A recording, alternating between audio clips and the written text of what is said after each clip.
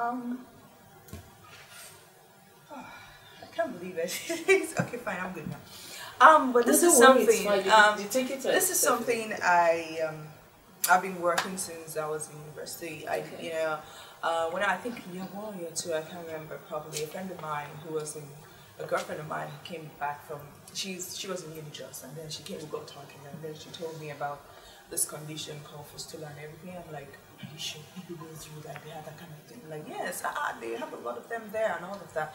So it kind of like struck a chord inside of me, but I don't know why, because I just find myself that, whoa, I am actually very lucky that I have a right to education, a right to decide what happens to my body, and there's some other people out there who really do not have a voice or have a choice, in the situation that they find themselves in. And with that, I met a couple of people who are also interested in fistula. I think the fistula thing found me, not me finding fistula. Okay. And then it just became a body to me. Okay. So I wrote I was searching for different organizations who have been doing different works in fistula. I keep talking to them, how do I learn my help, how do I help?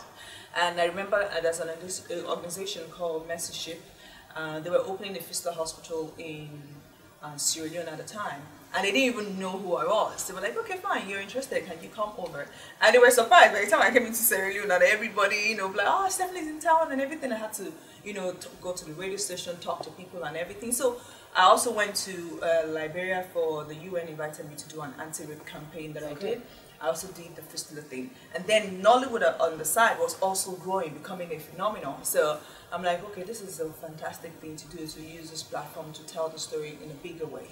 People have done documentaries, people have written about it, but I think you put it in a feature film where people have seen actors like ourselves and different people that they like, and maybe this will resonate more in their minds and in their brain, and that just kickstarted my whole work on researching. It's good. It's good because I was thinking.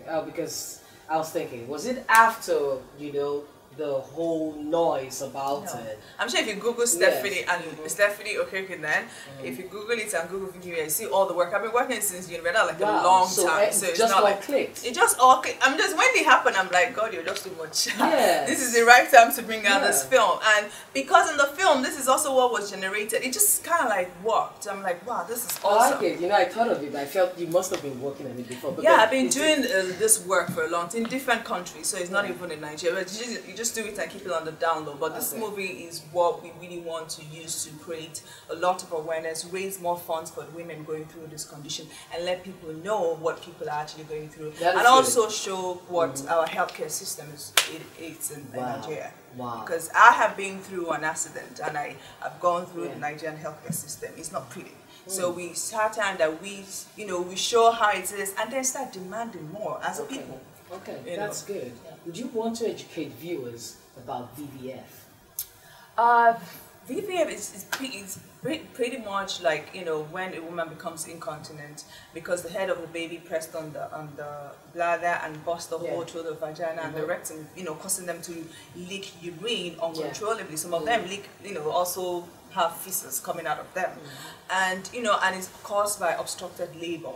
And when a woman is in labor for a prolonged time, and she might end up having fistula. And then can I imagine if a young girl who is not fully developed and her pelvis is still small, going through that whole process and then not being able to push the baby, she would end up having fistula. So, and I've also realized that fistula can actually happen to anybody, even myself. If I go into labor now and if I go into a prolonged labor, I might end up having fistula. And that's how I have cesarean section. When you go, if the baby can't come out, they cut you open and bring out the baby. So over there, where it's prominent, they were forced to have the baby like that. No, over there, sometimes because they don't have access to good medical health care, some of them give birth at home. So when you're in labor, some people are in labor for 3 days, 4 days. So by the time the baby comes out, eventually becomes a stillborn. But the baby has caused a lot of damage inside your body already. So that's but if you have access to good health, like it's 10 hours, if this baby is not coming out, but then we have to cut you open and bring out the baby. That's what they tell you. But if they don't have access to it, and the midwife or the traditional birth attendant, they say, don't worry, the baby is going to come out, they won't understand what is really going on, the damage that the baby is doing. You must have been so pained about the Child Marriage Act. Yeah, well, they've not been able to enforce the child right act because of all the. It's sad because as a country we are supposed to be moving forward. This is the 21st century. We're not saying yes, you want to marry them early. We don't have a problem, but look at all the other. Now I'm just saying, if you just wait for them to get the right education, get to the minimum age that is written, which is 18 years old. So if you want to be, if you get back to yourself, say, okay, you're going to marry this man. Okay, let her grow now. Okay. So even if you eventually is going to marry the same man that you betrothed her to, do you understand? That is your, but allow the girl to grow. Allow her to have access to at least a basic education. Because with that, she has the knowledge. She can actually protect herself from diseases. And she can even give, have more input in her own family, and things that she's supposed to do. Okay. So, and then if they buy them off early, do you check the consequences? Which is like one of the biggest consequences is fistula. You love this girl, oh, she's young, she's sweet, and then when she ends up having fistula, you guys discard them like, trash. Yes, and you know what? I can't wait for this movie to be out so we're going to talk about it again. And having Liz Benson as part of the cast, that was huge. I know you, Stephanie. I follow you, I study you.